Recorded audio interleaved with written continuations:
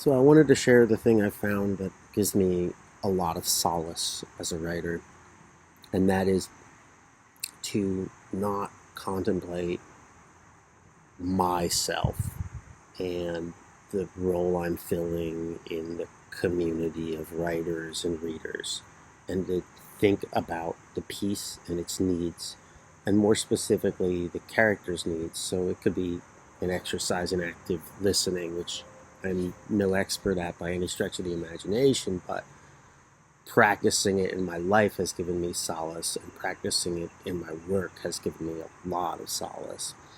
Insofar as when I'm paying attention to what it needs, first of all, it's the most immediate problem. The piece has structural issues. The piece has things that are not clear. I'm going to paraphrase Elements of Style, which says that the audience is not stupid. The audience is confused. And they're confused because you confused them. So you being me in this case. So what that means to say is that the piece isn't a diamond of crystalline writing. And so the piece has needs. And as I'm working on that, the songwriter Paul Baraboo says, hard work helps the time go by. It's like I'm focused on the task at hand. It's the next right action. It's what does the piece need? And that is also important because what we should be contemplating is what really the characters need. I should be probably putting that first and foremost. So Kurt Vonnegut says every character needs something, even if it's just a glass of water. Like they want something.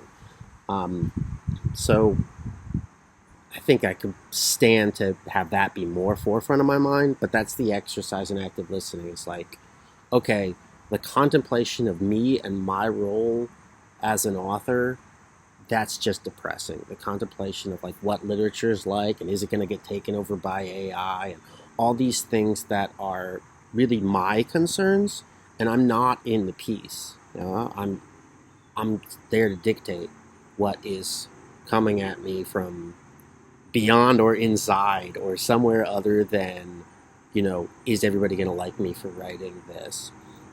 Which is a preoccupation of mine, but the way I get around that or away from it is the same thing you try to do with active listening, which is like, what if it wasn't all about my story and it got to actually be about my story? So in this case, it's what are the demands of the piece itself? What does the material need?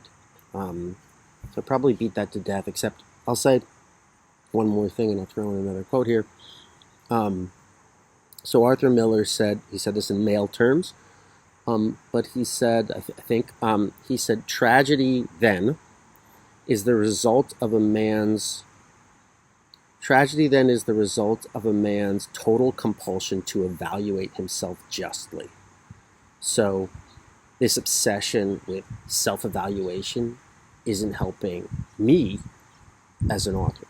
But it might help my characters if I were to have them go through, well, if it's a tragedy, they'd be going through that self-evaluation. They don't have to be going through that, but I have to be evaluating what's going on there. So that those concerns become more important than my concerns, and that's probably where we get the piece of a writing, is when we're just really committed to what's going on in the world of it. And that requires us to open those senses. Some writers talk about, what does it smell like in the room? What does it look like in the room? I don't try to do that artificially very much. It might be an interesting exercise, but I think like awakening to what's going on in the room of the piece is more important than if I don't do that, I will awaken to what's going on in me and my story about my story rather than my story. Thank you.